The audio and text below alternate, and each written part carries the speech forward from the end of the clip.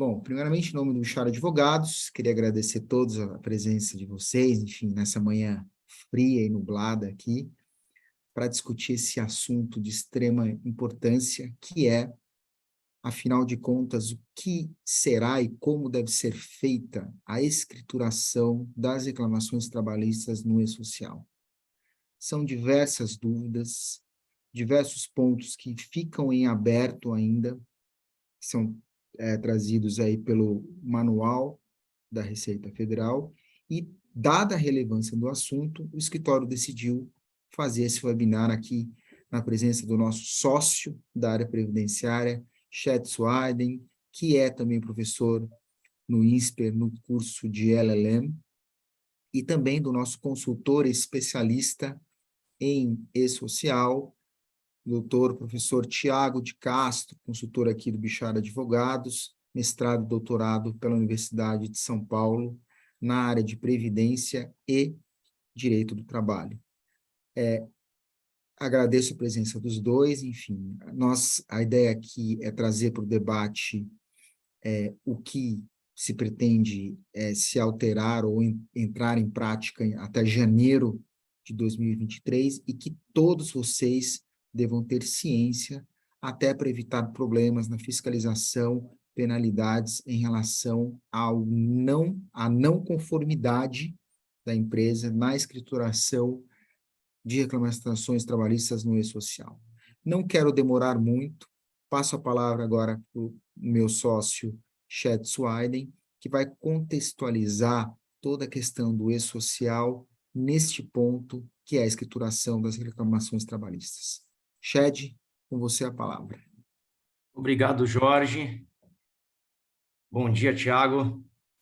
Mais uma vez aqui um grande prazer estar com todos vocês, aí, com todos os convidados que vieram aqui participar desse nosso webinar sobre esse assunto que é uma novidade e que ainda tem muitas perguntas que não teremos as respostas, né?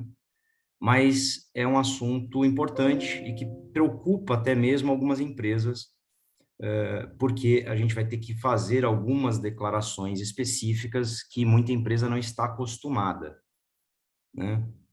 E o que eu digo a respeito desse assunto, quando eu vi esse manual ser publicado, na verdade, já era algo que nós estávamos aguardando há alguns anos, né? Desde lá do primeiro manual que saiu do e-social, a gente já via a questão das declarações, né? Muito antes dele entrar realmente em vigor e as empresas passarem a analisá-lo, a gente já via que tinha campos referentes a processos, e eles mesmo, no primeiro manual, nos primeiros manuais, diziam que processos trabalhistas entrariam em produção no futuro.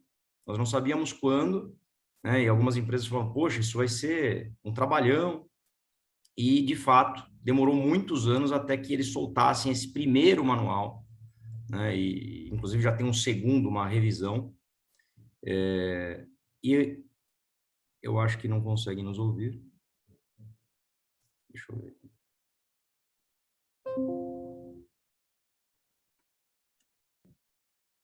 Bom, continuando. Então, esse manual vem agora trazendo para as empresas, né, uma determinação de informações trabalhistas, mas antes disso, nós temos que levar em consideração que já existia e ainda existe uma obrigação com relação à GFIP. Então, hoje, as informações de ações trabalhistas, elas já têm que ser declaradas por meio de GFIP, tá? Tem uma GFIP específica que está prevista no manual de GFIP, tá? Que muitas empresas já deixaram de prestar informações em GFIP. Na verdade, a maioria das empresas tem um segmentozinho só que ainda usa GFIP para declaração de contribuição previdenciária, mas para questões de FGTS, as empresas continuam utilizando a GFIP. Com relação à contribuição previdenciária, a única GFIP que ainda é utilizada é a da ação trabalhista. Tá? E é algo que, na verdade, os juízes do trabalho, muitas vezes, não acabam observando. Porque quando há um encerramento do processo trabalhista, né, execução, as empresas muitas vezes fazem o depósito da condenação com todos os valores. Então, vão depositar os valores, as verbas salariais e as contribuições previdenciárias devidas, tudo junto. E acabam não fazendo essa transmissão dessas declarações, dessas obrigações acessórias, né, que hoje já estão previstas, que é a GFIP, e que, de certa forma, deveriam alimentar o sistema, pelo menos do INSS, para fins de aposentadoria. Tá? Já vi vários casos em que as empresas faziam essas declarações e o empregado ainda assim não tinha as alterações no CNIS, que é o sistema que vai permitir ele se aposentar, que é o sistema que alimenta toda a aposentadoria, todos os dados referentes à aposentadorias das pessoas. Então, já vimos problemas disso, das empresas fazerem as declarações por meio da GFIP trabalhista e, mesmo assim, não se alimentar do sistema.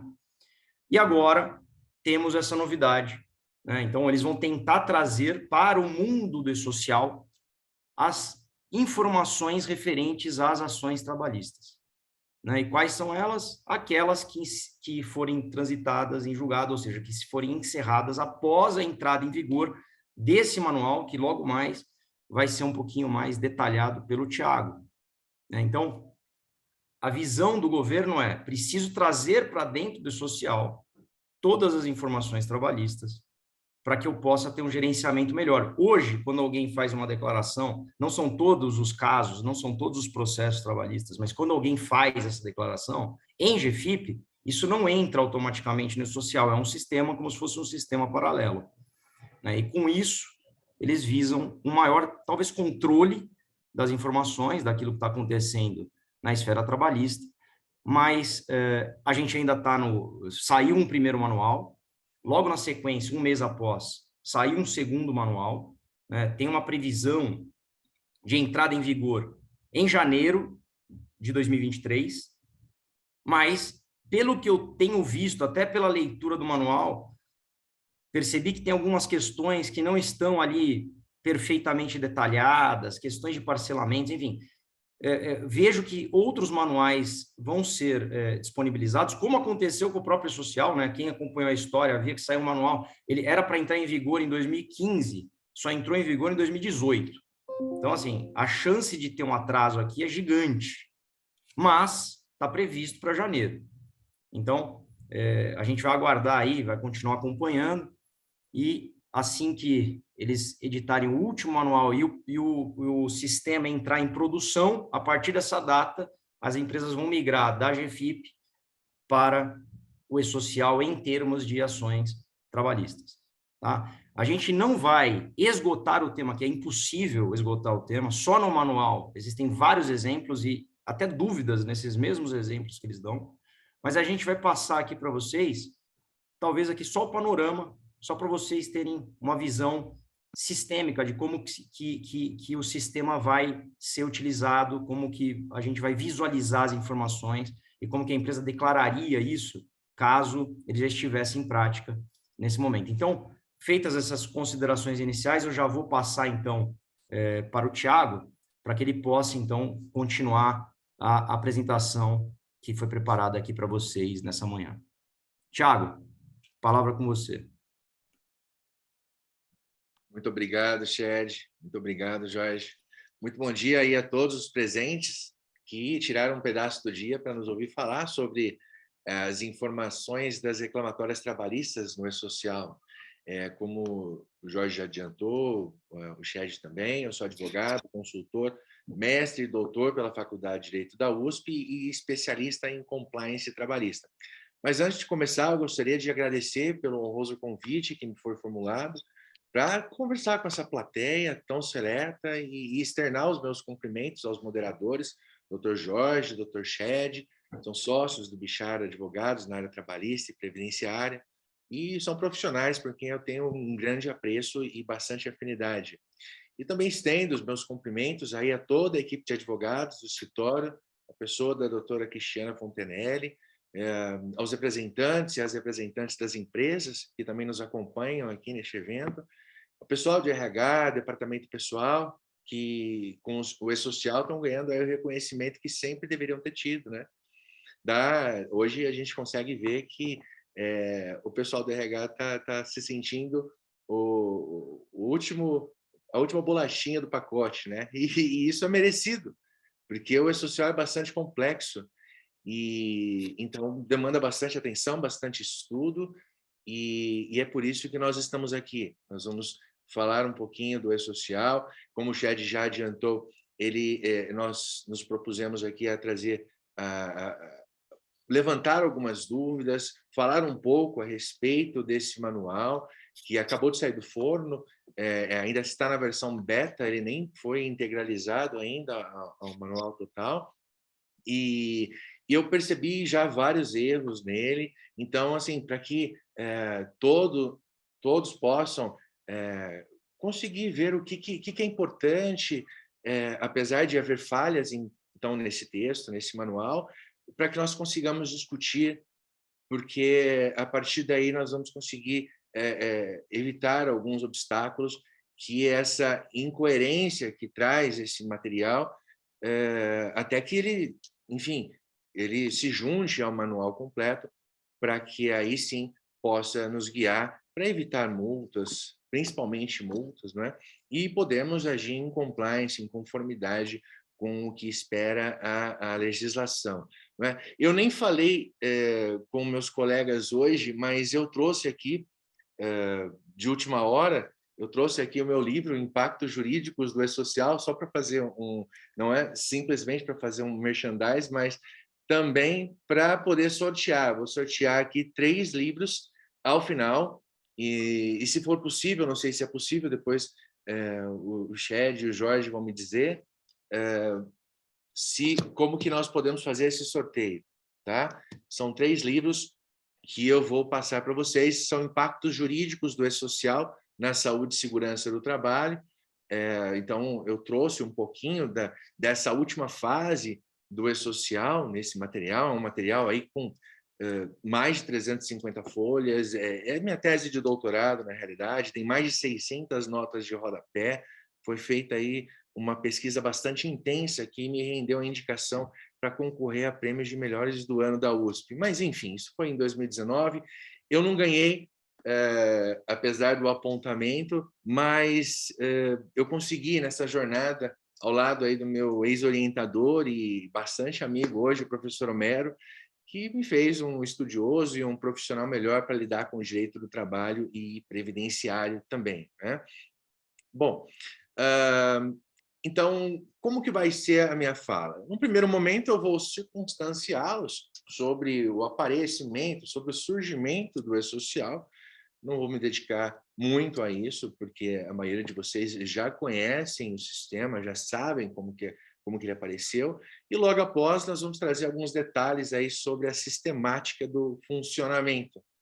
Já num terceiro momento, nós ainda vamos falar de alguns aspectos gerais dos 4 eventos que são trazidos como novos, mas nós vamos ver que já eram previstos, já havia a previsão destes eventos em layout, e numa nota de documentação evolutiva, na realidade, nós vamos tratar dela, ao menos abordá-la, e, por fim, ainda como preencher esses eventos, passo a passo, não é? Então, já adianto que nós vamos passar aí por esses 4 passos, e esse conteúdo é bem técnico, né? Isso me deixa uma tarefa bem difícil para simplificá-lo. Então, eu espero que gostem, conto com a ajuda dos meus colegas para poder deixá-los, enfim, com a maior base a respeito do que nós temos hoje sobre a inclusão, sobre a escrituração das informações das reclamatórias trabalhistas aí, né, no E-Social. E daí eu vou começar dizendo para vocês que o E-Social ele vem num movimento de informatização do governo federal. Lá nos idos do ano 2000, em razão do surgimento do eGov, né? Depois nós tivemos aí o SPED, e ele veio como um módulo do SPED. foi conhecido como módulo social do SPED lá no início. Ele nasceu com um decreto 8373 de 2014 e a partir daí, pelo tamanho dele, pela complexidade que se previa, foi muito falado a respeito, inclusive, de acabar com o E-Social. Mas não foi isso que aconteceu. Aliás, acredito que nem isso que vai acontecer, porque muitas empresas, o próprio governo tem se dedicado bastante aí ao sistema, à informatização, para poder, inclusive, fiscalizar e arrecadar, né? Claro que também, junto com a arrecadação, vem também a proteção dos direitos trabalhistas, vem a proteção, inclusive, das próprias empresas, porque se todas cumprem, todas vão ter um custo parecido em relação aos seus serviços, em relação aos seus produtos, e aí acaba evitando o que a gente chama de dumping social, não é? Isso pode fazer com que haja uma concorrência desleal, e aí várias empresas podem acabar fechando em razão disso, né? Então, assim, já existiam algumas obrigações eletrônicas antes do E-Social, a própria GFIP, que o Chad mencionou, ela também foi uma ferramenta, foi uma revolução trabalhista e previdenciária também, né? Foi mais na área previdenciária que ela trouxe maiores impactos, né? Antes da GFIP, quem for um pouco mais velho pode se lembrar, que havia filas enormes em volta da quadra do INSS para se requerer um benefício, né? E hoje, caso o cadastro esteja correto, os vínculos estejam corretos, as remunerações, enfim, é possível se aposentar em 30 minutos. Então, foi uma maravilha. A informatização trazida, inclusive pela Dataprev, que foi grande responsável pela informatização da Previdência Social, deu uma agilidade nisso, né? Então, hoje é tudo com hora marcada, nós temos o atendimento do 135, enfim, é realmente aí algo revolucionário. A partir da GFIP, o INSS começou a conhecer a sua clientela, porque antes ele não tinha ideia quem eram as pessoas, quem eram os segurados, até o momento do requerimento do benefício. Então, por isso que passou-se, então, aí com a GFIP, passou-se a trazer maior agilidade à concessão de benefícios em geral, e em especial, por exemplo, a aposentadoria, né? Mas, assim, mesmo representando uma revolução para os direitos trabalhistas e previdenciários, a GFIP, ela é aberta, ela traz poucas informações, não é? Para o governo, ela até traz uma quantidade de informações suficiente para o que se propõe, mas ela é insuficiente, ela não traz informações específicas do meio ambiente do trabalho, que é uma informação tão valorosa e que o governo passa, então, a ter com o E-Social, até por meio da implantação da próxima fase, né? Que é a saúde e segurança do trabalho. E aí o E-Social, então, ele pegou carona na informatização da Receita Federal. Como eu disse, ele é o maior módulo do SPED, que é o Sistema Público de Escrituração Digital, e ele foi reconhecido inicialmente como uma revolução, né? Então, muitas pessoas chegaram a falar, como já mencionado, que era muito complexo, era muito trabalho, mas ele surgiu. Ele surgiu como uma nova forma de registro aí desses eventos trabalhistas e previdenciários e seria inicialmente composto por um conjunto de 40 microdeclarações. Vocês podem ver aí no slide que está colocado, gentilmente foi colocado pelo Dr. Jorge, vejam a quantidade de obrigações que nós temos que vão englobar, vão fazer um conjunto dentro do E-Social, que eles vão transformar esse sistema. Olha, a GFIP vai assumir o perfil profissiográfico previdenciário, nós temos o PPP aí, a DIRF, Declaração do Imposto de Renda, Formulário de Seguro-Desemprego, nós temos o CAT, como um evento da saúde e segurança do trabalho, o CAGED, enfim. Então, o E-Social ele veio aí juntando várias declarações, e aí a partir daí que nós vimos esse alvoroço todo a respeito do sistema, porque ele era muito complexo. Daí o governo federal criou um cronograma. Esse cronograma de implantação, que os senhores e as senhoras bem sabem, que foi dado o nome de faseamento do e-social. Né? E até agora ele não foi inteiramente cumprido. Como bem o Chad apontou, era para ele ter iniciado em 2015, ele foi iniciar só em 2018, 2019, para alguns grupos. Então, esse faseamento, ele dividiu empresas em modalidades, em tamanho de empresas, na realidade, por assim dizer, e momentos e módulos dentro do e-social. Então, começou-se aí a implantação do e-social no trabalho com as domésticas.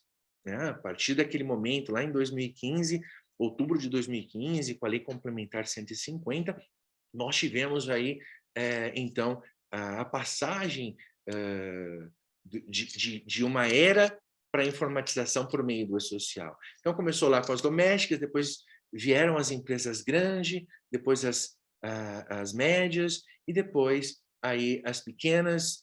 Por último, ainda vai vir a administração pública, né? Que é a maior empregadora do país. Então, voltando aí ao e-social, após muita expectativa, né? A primeira fase lá se iniciou em 2018, e nessa fase aí foram enviadas algumas informações iniciais. E o e-social, ele comporta alguns tipos de informações, alguns tipos de eventos diferentes, né, que foram, então, enviados em momentos diferentes, e apenas para circunstanciá-lo sobre o que nós vamos falar mais adiante, eu vou explicar rapidamente quais são esses eventos que o e-social traz, não é? E antes, gente, apenas uma dica para quem for trabalhar no departamento pessoal, que leia o manual do e-social, não só aquele manual que tem lá hoje 200, quase 300 páginas, né? Mas principalmente o manual de orientação, os layouts, gente, tem uma riqueza de detalhes que eles não servem apenas para software houses, eles não servem apenas para os estudiosos do e-social, não. Eles servem para nós até, inclusive, nos anteciparmos ao que vai vir do e-social, ao que vai passar a constar no manual do e-social, né? Nas notas de documentação evolutiva, nas diretrizes dos comitês diretivo, gestor, enfim, está tudo lá no portal do e-social. Então, entrem naquele portal do e-social, no site, lá na plataforma do governo federal, e que vocês vão ter uma ideia bem bacana a respeito de tudo que está acontecendo. Mas, falando em e-social, então, rapidamente sobre aquilo que eu já antecipei, quais foram os eventos que foram enviados com o e-social? Nós temos lá as tabelas do empregador, no primeiro momento, e essas tabelas representam um conjunto de regras específicas para validação. Muito obrigado, Jorge. Para validação dos arquivos, né, enviados pelos empregadores ao e-social. E elas são enviadas após o cadastro do empregador e antes do envio dos eventos periódicos ao sistema, né? Então, naquele momento, no início da implantação do e-social, com a divulgação dos manuais, os advogados, o pessoal do departamento pessoal já começava a falar de processos judiciais, né? Já constava lá no manual. Então, nós víamos lá o evento S1070. Será que eles falariam de reclamações trabalhistas? Mas aí percebemos que não, que aqueles processos administrativos ou judiciais que estava sendo trazido no manual, eles se referiam aí, então, a processos ligados à desoneração de determinadas rubricas na folha de pagamento, né?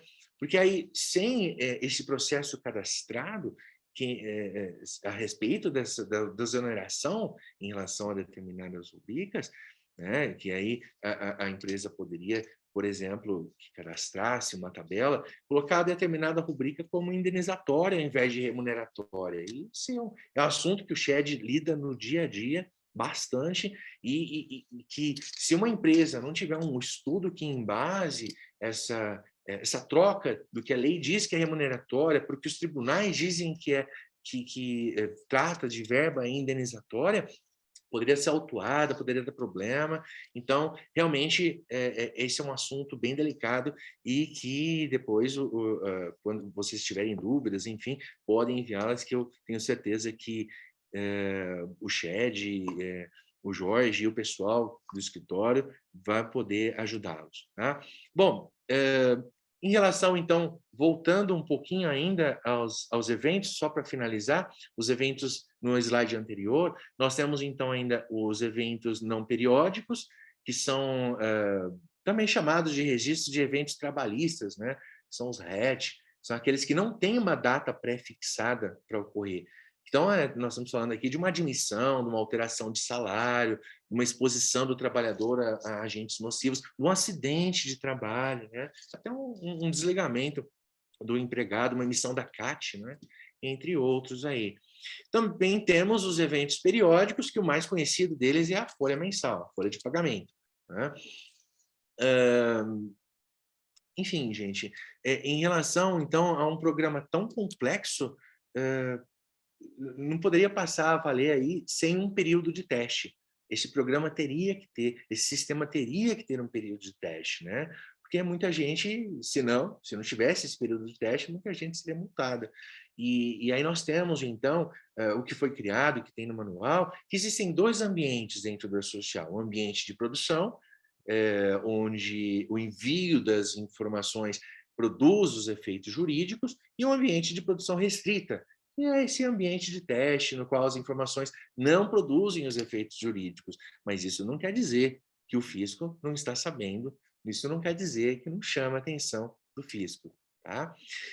E, pessoal, agora nesse mesmo slide ainda, apenas mencionando, a primeira vez que apareceram as reclamatórias trabalhistas, aí sim, foi na NDE 03 de 2019, essa nota de documentação evolutiva, número 3, no ano de 2019, já trazia, então, os dois eventos dos 4 que nós vamos falar hoje, que é o S2500 e o S2501, sem grandes detalhes, né? Depois ainda veio a baixa judicial do vínculo, com o evento S8299, mas quem envia este evento, no caso, são as varas do trabalho, em caso de revelia da empresa, né, e declaração de vínculo.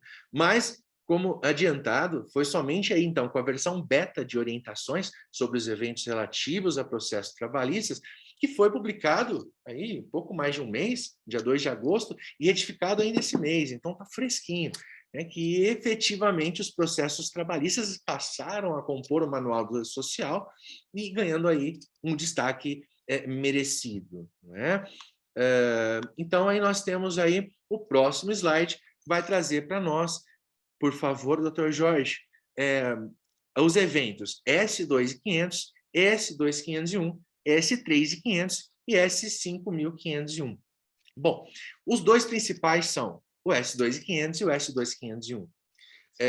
Basicamente, gente, enquanto o S2500 trata do cadastro das reclamatórias trabalhistas, né, de vínculos da base de cálculo da FGTS e do INSS, então nós temos vínculos trabalhistas, base de cálculo da FGTS e base de cálculo do INSS. O S2501, ele vai ser enviado para informar a base de cálculo e valores da contribuição previdenciária, inclusive a de terceiros, e o imposto de renda retido na fonte. Tá? Não traz aqui tributos. Desculpa, na realidade, o FGTS não entra no S2501. Ele vai entrar apenas no S2500. Já o S3500 vai tratar da exclusão dos eventos anteriormente enviados, e aí eu estou falando do S2500 e o S2501, depois eu vou dar alguns detalhes a respeito deles, e o S5501, que é apenas um retorno, aí a gente não vai precisar se preocupar, não vai enviar, o declarante não vai enviar o evento 5501, ele vai ser apenas um retorno em razão da conectividade que a DCTF Web. Nossa, gente, é tanta sigla, né? Tanto nome, que a gente realmente tem que prestigiar e muito o pessoal que trata com o departamento pessoal, né? Bom, até fui um pouco redundante agora, mas a importância desse pessoal realmente é enorme, o coração das empresas, né? Então, em detalhe, o evento S2500, ele vai trazer lá as reclamatórias trabalhistas, é nele que nós vamos depositar a maior quantidade de informações. Tá? Ele vai registrar as informações das reclamações trabalhistas, mas não somente as informações das reclamações trabalhistas. Vai também trazer o cadastro, informação sobre acordos celebrados aí no âmbito das comissões de conciliação prévia, e a partir de agora eu só vou falar CCP, e nos núcleos intersindicais, que também a partir de agora eu vou falar NINTER, né, quando eu for me referir a estes acordos. Então, são decisões da Justiça do Trabalho, são também escrituradas acordos celebrados nas CCPs e também os acordos nos núcleos intersindicais. Tá? Para trabalhar com este evento, para envio, então, deste evento, são necessários alguns dados, como o CNPJ ou o CPF do declarante, né? O CPF do trabalhador e o número do processo. E as informações também que devem ser declaradas no CNPJ raiz, principalmente as bases de cálculo do INSS e do FGTS. Eu falo aqui em CNPJ raiz, mas tem uma exceção. Quando for se tratar de administração pública federal, são os 14 dígitos do CNPJ. Tá? Quem que está obrigado? É aquele que é obrigado a recolher o FGTS e INSS, né? Mesmo que não seja o empregador. Estou falando naqueles casos em que haja aí declaração de responsabilidade solidária ou subsidiária. Né? Tem o prazo de envio até o dia 15 do mês subsequente ao trânsito em julgado da decisão ou do acordo celebrado aí perante a CCP, né, ou o NINTER. E o evento, vou falar para vocês, apenas que nós temos umas observações a fazerem aqui.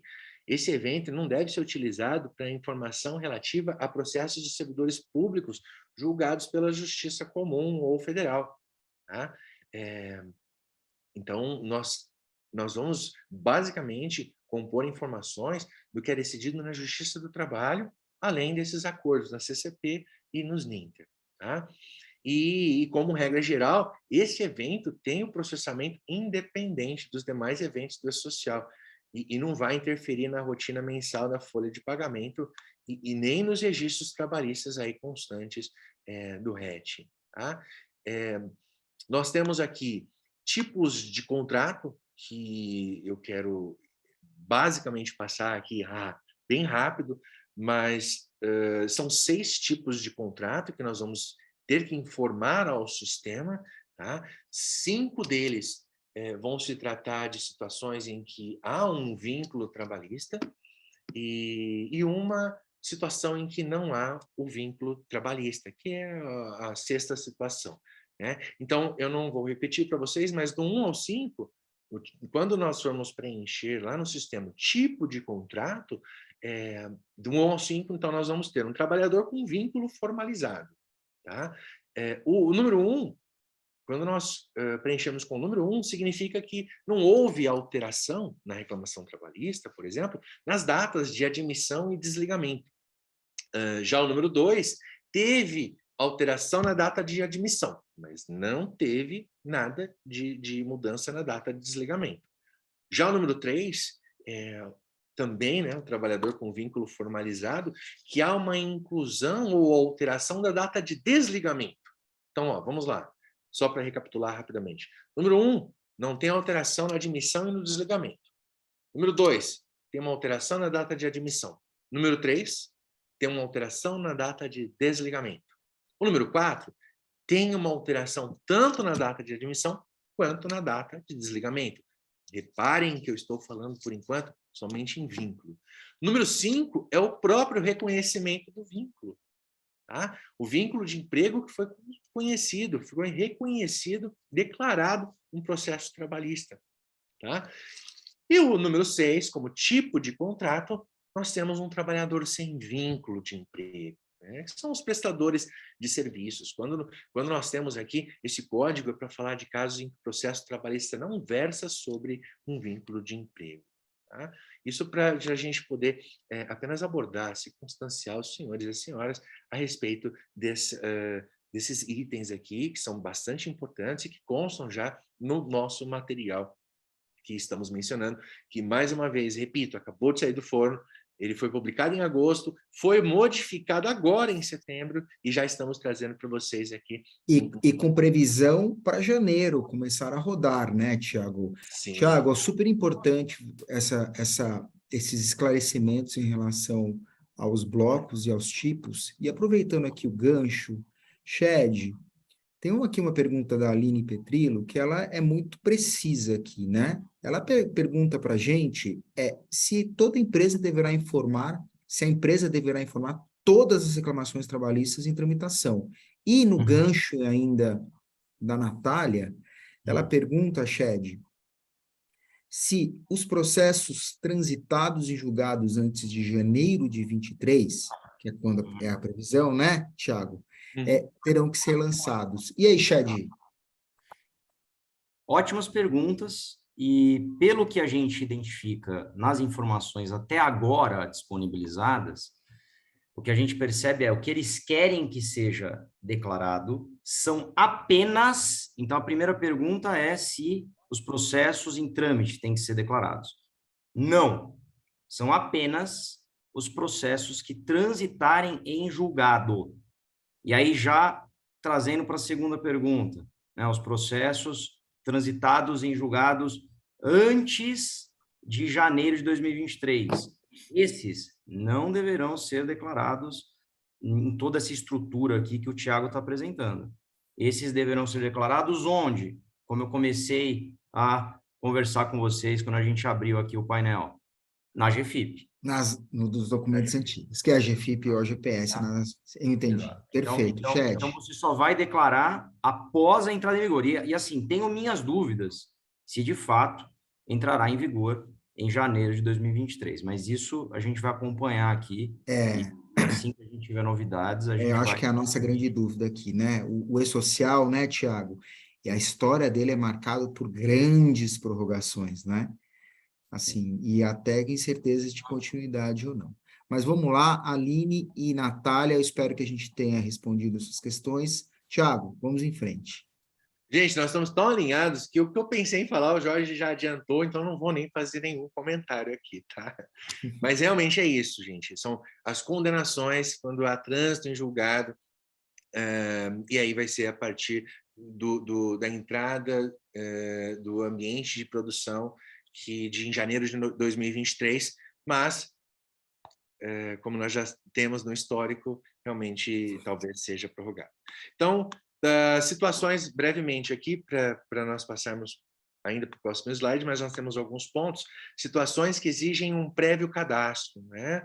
Então, quando se tratar de trabalhador que vai permanecer prestando serviço no declarante, o que aqui nós vamos combinar, apesar da vedação, a discriminação, não são muitos os que permanecem na empresa depois de mover uma reclamatória trabalhista, né?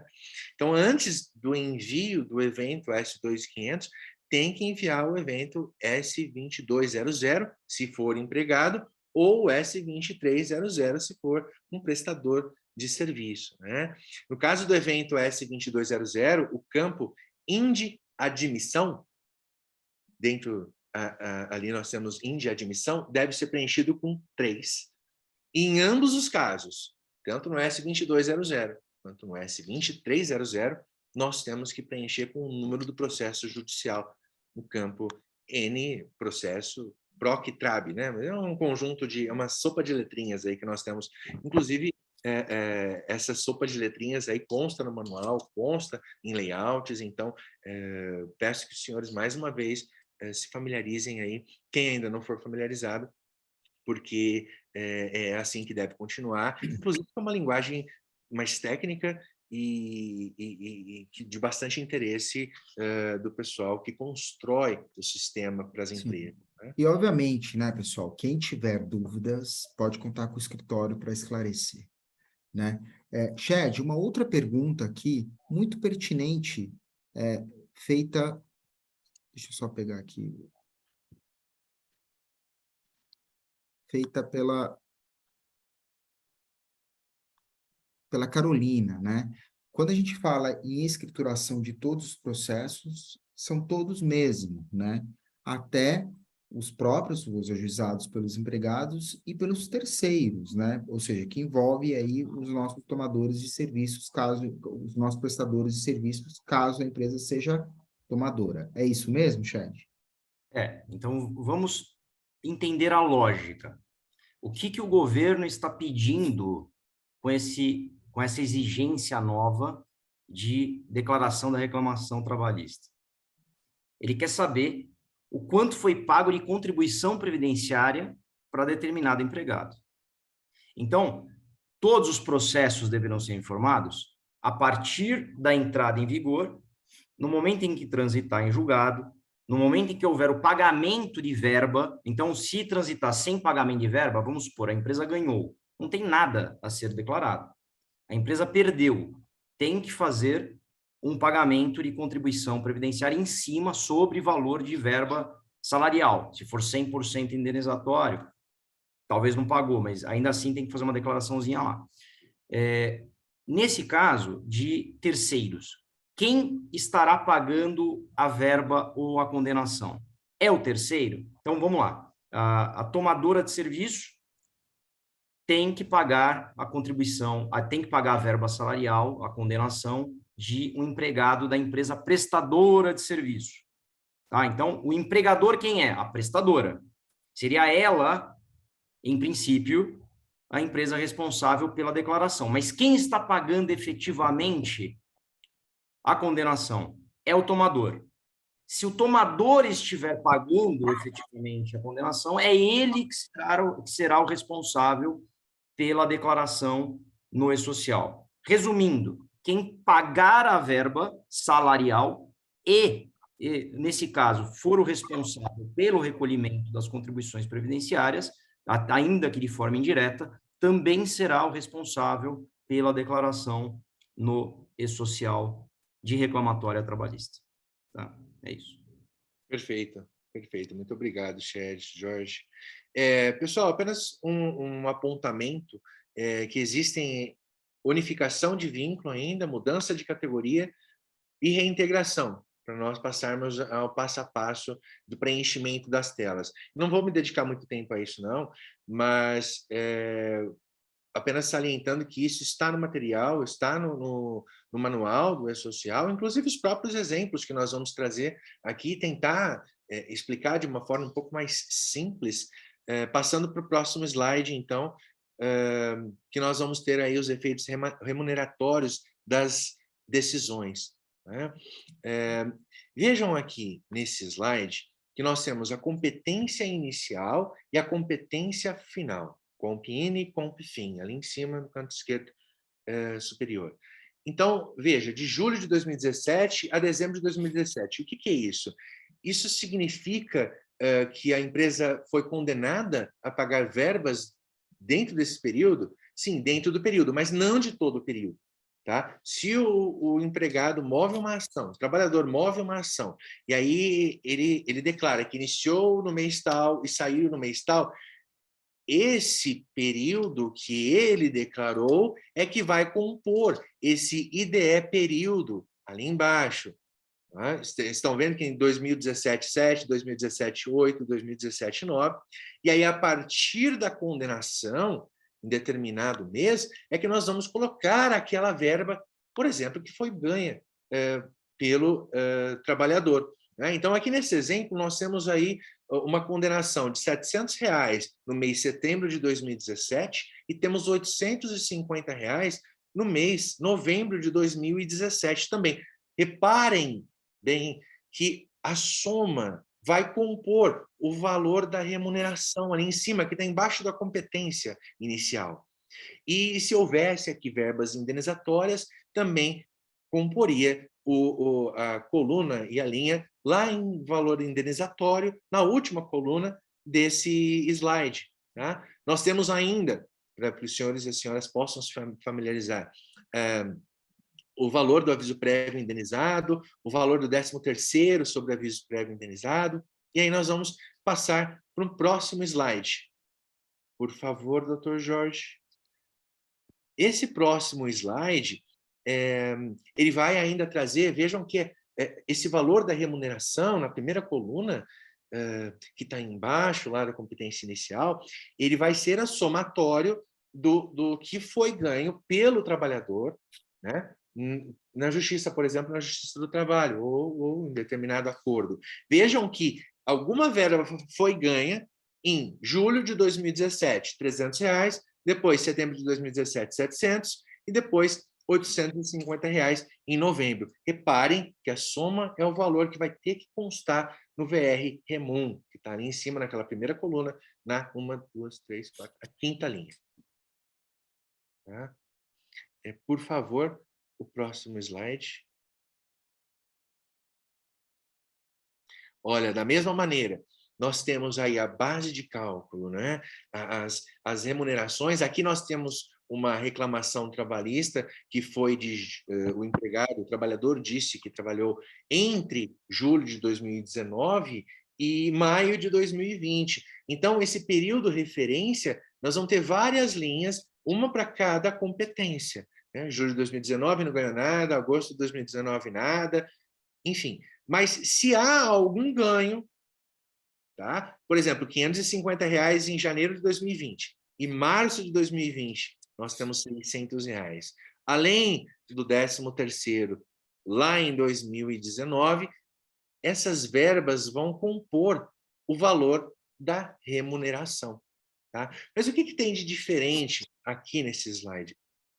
Nós temos, gente, no caso, um exemplo dado lá pelo material, que nós estamos tentando simplificar um pouco, foi um trabalhador autônomo que, a partir de janeiro de 2020, ele passou a ter um vínculo de emprego, mas ele entrou com uma reclamatória trabalhista para poder pleitear aí esse vínculo de emprego anteriormente, desde o momento que ele passou a prestar serviços para a empresa.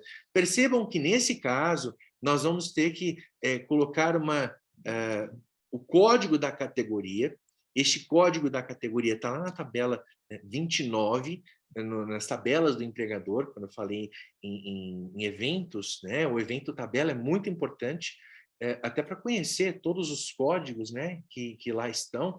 E nós temos lá na penúltima coluna, nós temos o 701, porque a empresa já pagou, a empresa já recolheu, nesse caso, o INSS para esse trabalhador. E ele já recebeu R$2.000, então, que é o pagamento, aí teve o reflexo, né? Teve aí tiveram os acessórios, dentre eles nós temos o INSS. E aí, para o sistema enxergar que este código vai mudar depois, por exemplo, para empregado, que é o código 101. Ah, mas como que eu sei 61, 64, 60? Lá na tabela, gente. Tabela no evento 29. Né? Então, nós temos ainda aqui, eu acho que nós passamos já por esses slides, mas vejam que 550 com 600 dá 1.150, com mais os 1.000 do 13º, vejam que é o valor da base de cálculo da contribuição previdenciária do 13º. Então, nós temos 550 com 600, 1.150, com mais 1.000, 2.150. Tudo bem? Então, nós temos, então, uma decisão judicial que condenou a empresa reconhecendo, né, na verdade, declarou o vínculo e condenou o pagamento de determinadas verbas. Tá? Mas e se não houvesse, né, na decisão judicial, a quais meses se referia determinada condenação, né? Se houvesse um valor global, se, por exemplo, o reclamante postulou horas extras referentes aí a 10 meses, e a decisão judicial não trouxe em quais meses houve o reconhecimento do pagamento das horas extras. Então, vamos supor que vocês tivessem aí essa decisão transitada em julgado, condenando a empresa, a cliente, ao pagamento de R$20.000, referente ao período de 10 meses, mas para fins de informação ao E-Social, bastaria informar 2.000 em cada competência. Nós temos lá o pagamento de R$20.000, que foi objeto da condenação, e aí, para poder destrinchar dentro do período, caso não houvesse essa menção expressa na sentença, obviamente que se fosse um cliente do escritório, Dr. Jorge entraria com embargo de declaração, pediria para que o juiz corrigisse a sentença, mas há casos, então, que não tem essa possibilidade, a sentença já transitou em julgado, então nós vamos apenas dividir nas competências sem problema algum, é o que o próprio manual orienta a ser feito. Tá? Tiago, Oi. tem uma pergunta aqui, eu vou passar para o Shed, que é da Silvia. A Silvia diz o seguinte: então, o momento correto da inclusão das informações é no trânsito em julgado? Não é no trânsito em julgado, mas sim no momento do pagamento das verbas, Shed? Que momento que a gente realmente faz essa inclusão? É no trânsito ou no pagamento das verbas no e-social para a escrituração da reclamação trabalhista? Aqui nós começamos a entrar em algumas dúvidas de operacionalização que o próprio manual não traz de forma muito objetiva. Tá? Ele diz que a declaração ela tem que ser feita no 15º dia, no dia 15 do mês subsequente ao trânsito em julgado. Tá? Shed, e essa pergunta também é a mesma da Raquel Azevedo. Tá, então já respondendo as duas, a gente está trazendo aqui o que o manual está dizendo. Aí já acredito que alguns esclarecimentos irão ocorrer. Por quê? Porque nós teremos momentos, e inclusive o próprio manual traz isso, e talvez esteja faltando alguma informação ali, então, até por isso eu entendo que novas versões surgirão desse manual, de pagamento de condenação trabalhista de forma parcelada. Então, eles fazem a divisão por competência. Tem alguns questionamentos que eu me fiz, né? Se tiver uma competência só e eu parcelar, como é que eu faço? O manual não explica. Né? Não tem lá a definição. Ele geralmente, quando você faz um parcelamento, ele traz competência por competência. Então, ele separa uma competência em cada parcela de uma forma que não é bem como acontece. Né? Então, se eu estou discutindo, sei lá, 10 parcelas e 10 competências e parcelar em 20 parcelas, eu não teria, pelo menos nas explicações deles, como fazer. E por que eu estou dizendo isso? Porque a contribuição previdenciária, em geral, ela só é devida depois realmente do pagamento da verba. Então, se eu irei parcelar, eu terei que pagar após a contribuição previdenciária, após o pagamento da verba de condenação, ok? Só que aqui a gente está falando do e-social. O e-social, ele é o lugar em que vocês vão depositar as informações. Vocês vão informar ao governo bases de cálculo, que é exatamente isso que o Thiago está mostrando aqui, né? Fazendo exemplos. Então, qual é o valor da remuneração? Quais são as competências? De uma forma bem discriminada, que não era possível fazer tão discriminado como agora vai ser na GFIP. Né? Você colocava lá um período de abrangência, mas você não podia definir as competências específicas. Então, agora nós teremos um cenário em que eu posso fazer todas as declarações de forma bem detalhada no e-social, só que o pagamento disso lá na frente pode ser parcelado. Então, eu vou fazer as declarações aqui e quando que eu vou pagar? Como que eu pago isso? Por meio de uma DARF. Não vai ser mais GPS. E essa DARF vem da onde? Do DCTF Web. Então, eu vou precisar enviar um DCTF Web em algum momento para gerar uma DARF. Se eu enviar esse DCTF Web na sequência do trânsito em julgado, significa que eu estaria pagando todas as verbas previdenciárias logo após o trânsito em julgado, mesmo antes de pagar a verba trabalhista. Então, tem aqui um ponto que provavelmente vai ter alguma explicação, ou as empresas, caso não tenham essa explicação, elas podem partir de princípios tributários, né? Que só a partir do pagamento nasce, como a gente fala de forma genérica, o fato gerador, e a partir desse nascimento é que é devida a contribuição previdenciária. Tá? Então, se eu parcelei a verba trabalhista, né, a verba de condenação, eu também deveria pagar as verbas previdenciárias de forma parcelada, como já ocorre hoje, né? Inclusive a GFIP lá, trabalhista, tem essas previsões. Tá? Então, colocando de uma forma resumida, eu posso até ter uma previsão de que a declaração tem que ser após 15 dias do trânsito em julgado. Só que o DCTF, o web, que é onde eu vou enviar e emitir a minha DARF para pagamento, vai ter que ser enviado nos meses posteriores, o que não faz muito sentido em termos de sistema, né? Enfim, mas a gente com certeza terá novas informações a respeito desse tema no futuro, e eu vou passar de novo para o Thiago, porque nosso tempo já praticamente se esgotou, para que ele possa concluir aqui a apresentação e a gente, enfim, tentar fazer mais a resposta de uma ou outra pergunta que surgir. Thiago. Vamos lá, então. Muito obrigado, Shed. Pessoal, realmente o assunto é bastante empolgante, surgem muitas dúvidas. Talvez nós possamos ficar para um outro momento para continuidade. Então, por favor, Jorge, você pode ir para frente um pouquinho? Passar o slide, por gentileza? Pode ir até para um próximo. Vejam, pessoas, que nós temos aqui que considerar, inclusive, quando que a empresa passou, ela é de qual grupo? Grupo 1, grupo 2 ou grupo 3? Se ela ainda não informou o FGTS, se ela ainda não enviou a folha de pagamento, por exemplo, o FGTS ele deve ser informado. Agora, se ela já informou e houver uma condenação, esse FGTS que foi informado, ele deve seguir com o valor da condenação em cima dele. Próximo slide, por favor.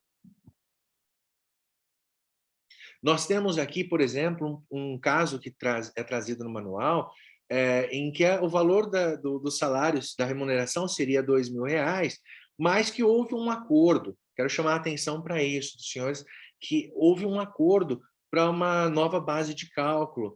E aí este acordo fez com que esses 2.000 que tem na segunda coluna do valor da base de cálculo do FGTS, ele fosse, então, passasse, então, a 1.875, tá? Esse acordo fez com que o valor encontrado diminuísse esse valor da base de cálculo, da remuneração, não é?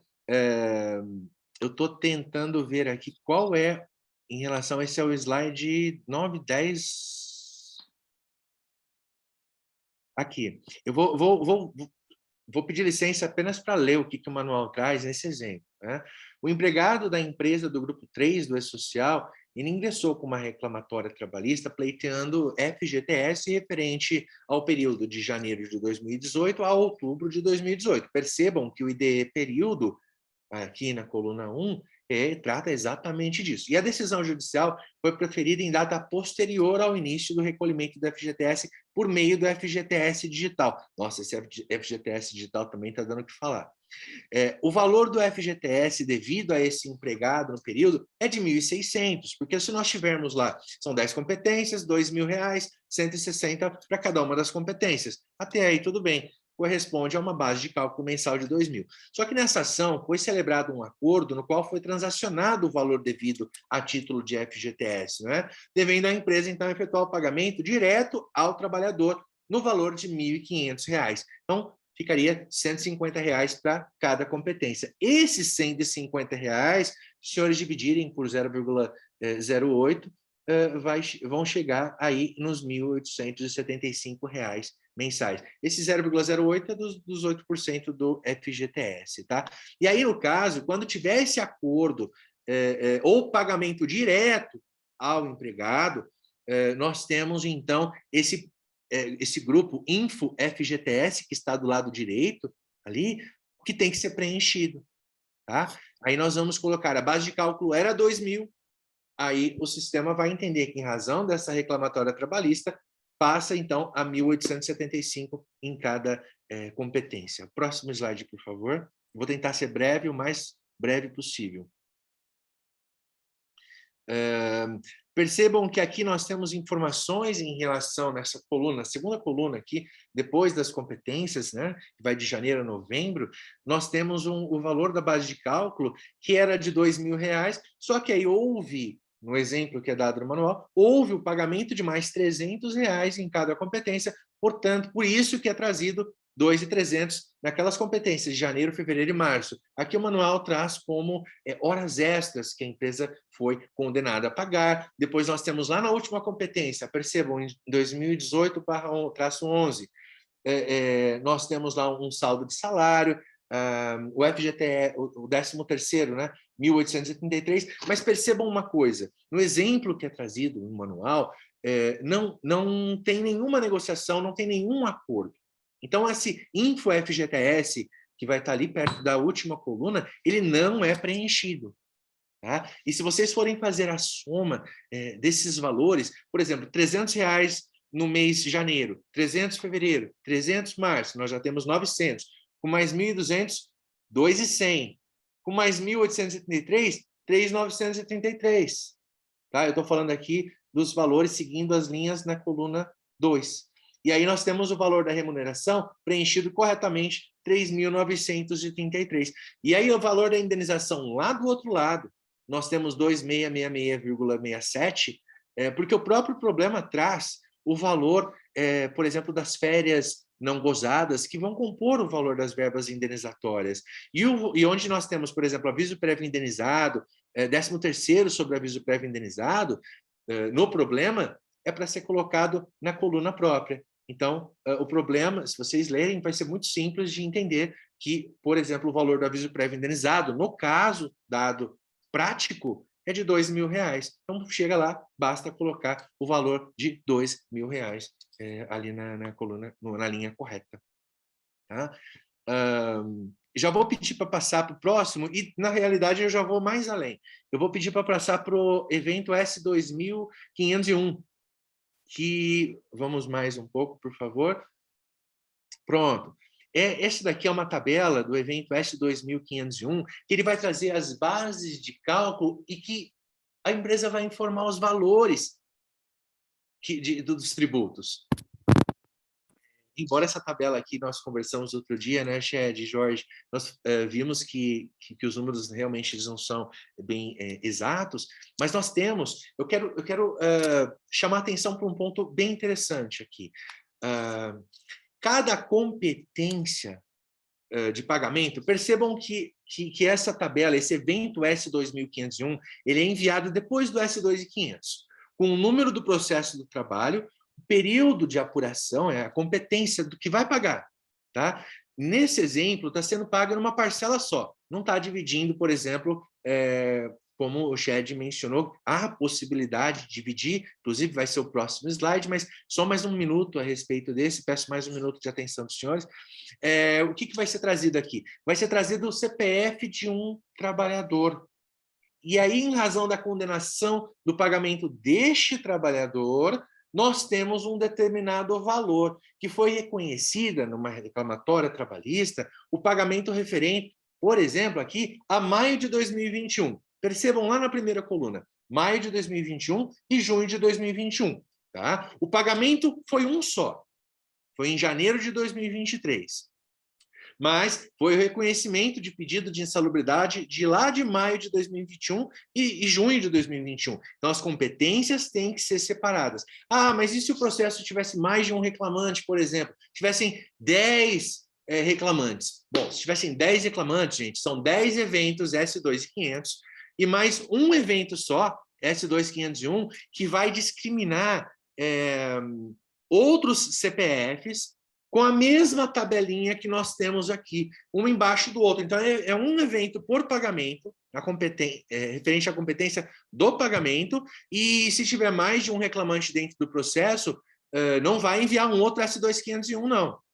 É um evento por competência, e aí nós temos aí, se tiver, como no exemplo, 10 reclamantes, são 10 desses quadrinhos aqui. E aí, quero chamar a atenção que o Código da Receita, os códigos que estão aqui, tem na legenda, estão lá na tabela, nas tabelas do E-Social, mas basicamente o que elas vão trazer? Elas vão trazer os valores apurados de condenação, os valores do 13º, os reflexos em INSS, que aí nós temos a cota patronal lá, vocês estão familiarizados, as empresas que estão no lucro real presumido pagam 20% aí de cota patronal do INSS, aí nós temos também 2% em relação ao seguro contra acidente de trabalho, o GILRAT, né?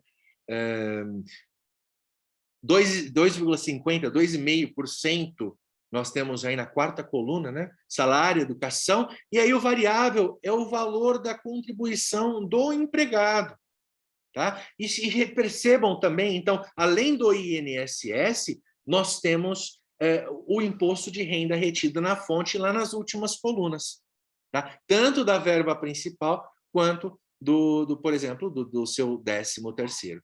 Tá? O próximo slide, para a gente finalizar, por favor, Jorge, que acho que já estamos extrapolando o tempo, e que se não cortar o microfone, a gente vai ficar aqui até... Bom, gente, aqui é exatamente aquilo que eu falei, é um processo trabalhista que nós temos mais de um trabalhador, tá? Percebam que nós temos o CPF XXX e lá embaixo outro quadrinho, logo após YYY. Se tivéssemos, então, 20 reclamantes dentro de uma reclamação trabalhista, como faríamos? Faríamos 20 eventos S2500 e um evento S2501 por competência de pagamento. Tá? Então, aí nós estamos pagando aqui, no caso, uma competência... Lá em janeiro de 2023, nós estamos pagando o reconhecimento de alguma verba de maio de 2021, essa verba no valor sugerido de R$10.000, e aí tem a contribuição previdenciária. Pois bem, esse evento, então, vai trazer o quê? Vai trazer a contribuição, as bases de cálculo e os valores desse imposto, tá? A ser pago. Percebam que não tem FGTS, aliás, FGTS, apesar de uma discussão doutrinária, já foi decidido pelo STJ, salvo engano, súmula 353, que ele não é tributo, porque não se aplicam as disposições do Código Tributário ao FGTS. Né? O Chad já falou a respeito da integração da DCTF Web, e já tinha mencionado também anteriormente que aí o evento enviado, tanto o S2500 quanto o S2501, vai trazer uma devolutiva, vai trazer uma devolução, um evento que vem do ambiente nacional, do eixo social, que é o evento S5501, esse ninguém vai se preocupar, então apenas nós temos que conhecer o S2500, S2501 e o S3500 no caso desses eventos. Lembrando que não dá para excluir, se a gente mandar, por exemplo, rapidamente, prometo que finalizo agora, se a gente mandar o evento S2500 e o S2501, aí eu quero excluir o S2500, eu vou lá, tento excluir, o sistema não vai permitir. Por quê? Porque tem um imposto atrelado, tem um tributo atrelado àquele evento anterior. Tá? Então, tem que primeiro tirar o S2501, excluir o S2501, depois o S2500. Agora, vamos supor que eu enviei um evento com uma data de admissão, aí eu pensei que eu tivesse errado, aí eu envio o evento S3500 para excluí-lo. Mas depois eu percebo que, inicialmente, eu estava correto. Aí basta eu enviar um novo evento S3500 para excluir o S3500 enviado anteriormente? Não. Tá? Não pode ser assim, não tem repristinação aqui nesse caso, um termo utilizado por quem estuda direito, que faria, né, nesse caso? Nós teríamos, então, que retificar, exclui os eventos e envia novamente. Tá? Esse é um caso que também consta no manual, mas, como eu disse lá no início, nosso trabalho aqui era apenas chamar a atenção para os pontos principais, levantar dúvidas, conversar com os senhores a respeito do que pode acontecer, mas muito tem que ser melhorado. Agradeço a atenção, o tempo dos senhores, e muito obrigado por tudo. E envie os questionamentos, envie para o escritório, que nós podemos continuar o nosso bate-papo aí, meio bem como por escrito também, tá bom? Muito obrigado, Thiago. Eu acho que a ideia que foi justamente para a gente, não só ficar no teórico, né, pessoal? A gente mostrar as telas aqui do social, que está na sua fase beta, para vocês terem ideia, uma materialização do que está por vir. Essa é a ideia, trazer um conteúdo prático, né? E aí, aproveitando aqui, o André Spirigoni, ele faz uma pergunta, Shed, interessante. Como que a gente enxerga a comunicação ou a possível sinergia que pode ocorrer entre o jurídico e o departamento pessoal para conseguir aí entregar a conformidade da escrituração das reclamações trabalhistas no E-Social? E aí ele vai mais além com um comentário prático. A metade dos tipos de contrato, na metade deles, existem eventos de folha que devem ser enviados antes do S2500 e na outra metade, apenas o S2500 é o suficiente. Ou seja, fica, né, aquela dúvida. E aí, como que o jurídico e o departamento pessoal, que tem extrema importância aqui, né, como bem falado com o Thiago, como bem enaltecido por ele, pode trabalhar nessa sinergia? Bom, essa é uma pergunta muito interessante, porque a gente já tem histórico de algumas questões que são parecidas em termos de sinergia entre os departamentos internos. Então, a tua pergunta, ela me faz voltar para alguns cenários já existentes hoje, tá? Que a gente trata aqui com muita frequência, que são os afastamentos dos empregados por acidente do trabalho ou não, tá? Que são situações que também tem que haver uma sinergia entre vários departamentos de medicina, o trabalhista, eventualmente o tributário, porque vai fazer levantamentos de FAP, né? E a gente trabalha muito com isso, inclusive, só fazendo aqui um parênteses, né? Até porque esse mês vai ser divulgado o FAP das empresas, tá? E a gente, sempre que vê a disponibilização do FAP, e os clientes vêm questionar se tem alguma questão que eles podem tentar impugnar, se tem alguma tese, alguma coisa por trás. No momento em que é disponibilizado o FAP, a gente volta para essa questão que tem relação com essa pergunta, que é como vocês fazem o gerenciamento das informações, esse fluxo de informações de acidentado, quem está ainda acidentado, quanto tempo ele ficou acidentado, foi apresentado ou não uma impugnação com relação a esse acidente, né? E aí, quando a gente entra nesse cenário, com muitas empresas, a gente vê que 90% delas têm alguma, vamos colocar como falha, talvez, de integração de informações que não permitem otimizar aí esse tipo de questionários aí que eles fazem para efeito de redução do FAP. Por quê? Porque quando você faz um bom gerenciamento, do começo ao fim, então, desde o momento em que o empregado é afastado, até o momento em que ele entrega uma comunicação interna para algum departamento, muitas vezes é direto na recepção, às vezes é no RH, às vezes é para o jurídico, mas ele entrega uma comunicação de que ele está afastado por acidente do trabalho. E a empresa considerou que ele foi afastado por um acidente fora do trabalho. Eu sempre dou exemplo de jogando futebol. Nesse momento, tem que começar um fluxo. E esse fluxo é importante, porque ele pode reduzir o FAP da empresa, que, por consequência, reduz o SAT da empresa e, por outro lado, reduz o quanto a empresa, portanto, vai pagar de contribuições mensais. Então, o que a gente vê é que esse fluxo, muitas vezes, não é feito da forma devida. E, portanto, acaba atrapalhando um pouco, do outro lado, o quanto a empresa vai recolher no ano seguinte de contribuições previdenciárias. E a gente ajuda muitas empresas a fazer isso. Muitas vezes a gente senta com os vários departamentos e tenta montar um fluxo, né, inclusive com a intervenção do escritório, para que, recebida a comunicação, seja passado para um determinado departamento e depois, enfim, seja feita a contestação, seja feito, inclusive, um ponto que muita empresa não faz, que é o controle, né? Você fala, quais casos vocês contestaram? Não tem controle. Muita empresa não tem controle. Empresas grandes, inclusive, não têm controle, tá? Então, tudo isso relacionado com o questionamento como é que fica essa sinergia? Né? Eu acho que os departamentos jurídicos e os departamentos de RH, eles têm que estar muito integrados. Tá? Não só nisso que eu acabei de dizer, porque isso traz de imediato um saving para as empresas que fazem uma boa gestão, né, que analisam os casos efetivos de afastamentos, em que houve ou não acidente do trabalho, né? São muitos casos que os afastamentos não têm decorrência ou não têm relação, né, o nexo que a gente chama, com o acidente, mas ainda assim é computado como acidente. Então, o fluxo é importantíssimo.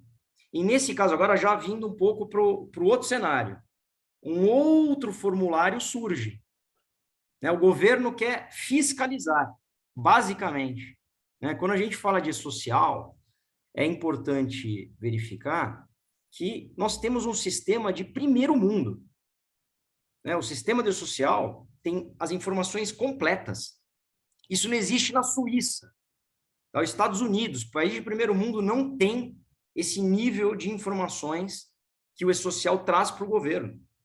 Né? O governo, com seus vários computadores, está tentando desenhar formas de fiscalizar as empresas cada vez mais de forma automática. Tá? Inclusive, não faz parte desse webinar, não dá nem tempo da gente começar a falar desse assunto, mas informações de medicina e segurança do trabalho terão que ser prestadas no E-Social. Isso vai ter impactos relevantes para as empresas. É isso que o Thiago falou, né? Bem no começo. Exato. Porque nós temos alguns questionamentos, por exemplo, situações de adicional do SAT. Provavelmente, alguém que está nos ouvindo aqui tem um cenário em que o empregado está exposto a ruído, mas com EPIs que neutralizam dentro das normas, dentro dos valores do Inmetro, dentro da NR. Então, tem uma neutralização abaixo, por exemplo, dos 85 decibéis. Mas, segundo uma decisão do STF, que definiu que o empregado, mesmo nesse cenário em que o equipamento tenha uma informação de redução do ruído, será devido ao adicional do... Quer dizer, aí é uma conclusão, né? Ele tem direito à aposentadoria especial. Então, portanto, aí essa é uma conclusão que ainda está em discussão. Seria devido ao adicional do SAT para esse empregado. Então, teria vários departamentos de várias empresas que hoje estariam nesse cenário e com o início das informações de segurança e medicina do trabalho, isso vai ficar escancarado.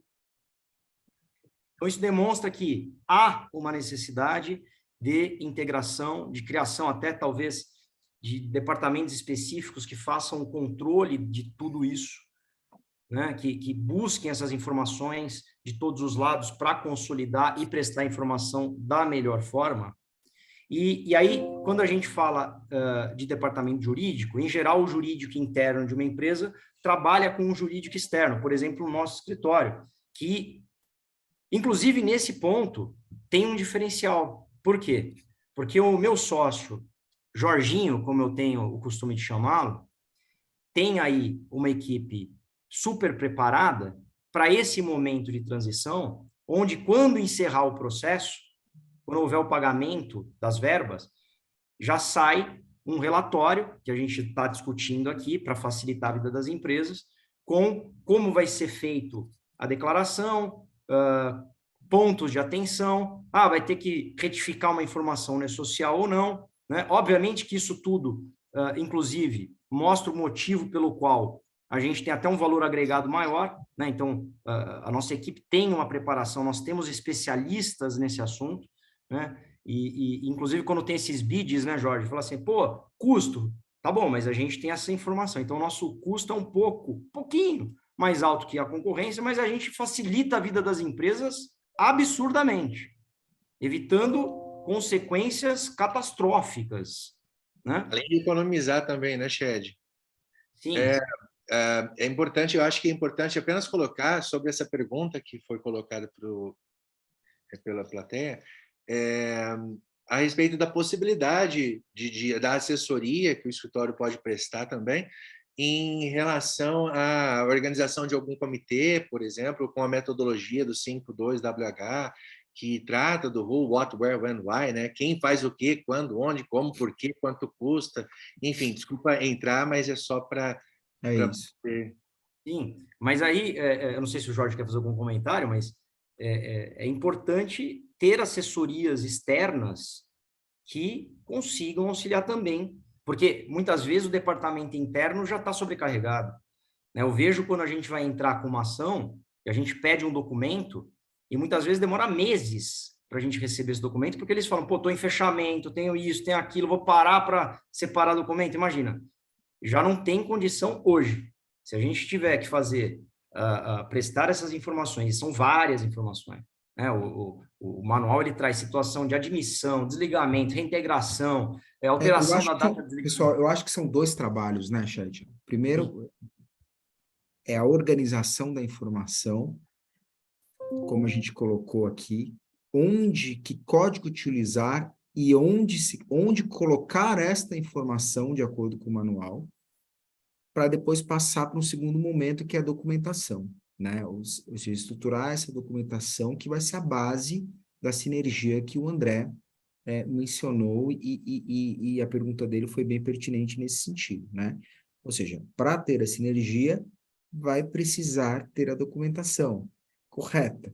E a documentação correta, o pressuposto é que realmente a gente saiba onde colocar a informação, qual a informação que tem que ser colocada, em que momento, né? E é esse o treinamento, a capacitação que vocês vão precisar ter para não enfrentar problemas nesse sentido.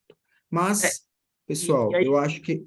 eu queria só fazer um comentário, porque essa informação, né, ela, assim, pelo menos na minha visão, nesse caso, quando é questão de afastamento, NETEP, né, que a gente chama de nexo técnico epidemiológico, se vem daqui, vem dali, vem de vários lados.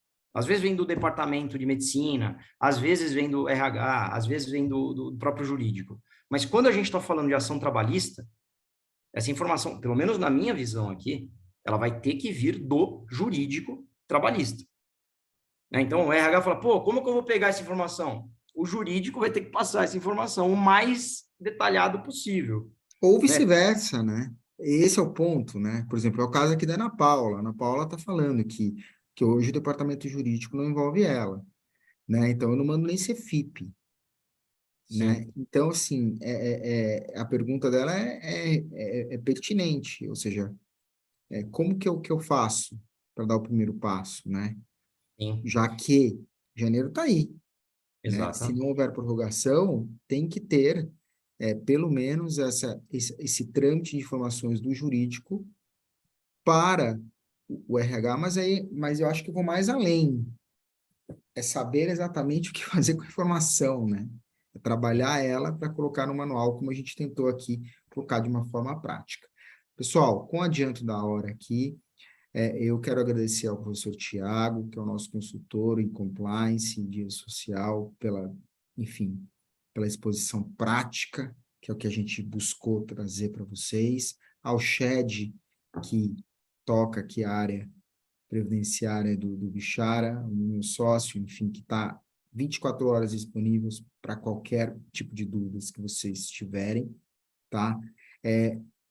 Digo aqui que o livro do professor Tiago a gente vai fazer o sorteio, não tem como fazer o sorteio agora, tá? Mas vamos utilizar o aplicativo sorteador.com.br, por meio aqui dos nomes das pessoas que apresentaram, que tiveram aqui com a gente, e aí o escritório vai entrar em contato com vocês e mandar pelo correio a obra do Tiago, que foi a tese de doutorado dele em relação à segurança e medicina do trabalho.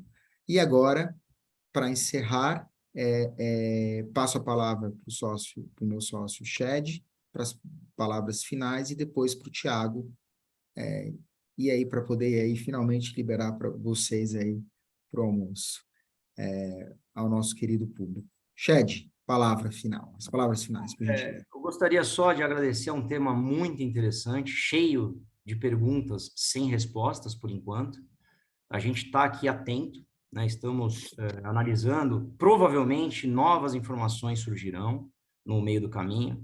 Eu mesmo tenho questionamentos que não existe resposta no manual ainda, mas, da nossa parte, estamos à disposição para auxiliá-los aí no caso a caso, vamos ter várias situações específicas, né? Então, que vão necessitar de alteração no e-social, depois na alteração, mudança com a informação do e-social trabalhista, de reclamação trabalhista, e a gente estará aqui à disposição de vocês para tentar auxiliá-los, né? Eu acho que não é momento de desespero, tá? Eu sinto que as pessoas estão desesperadas.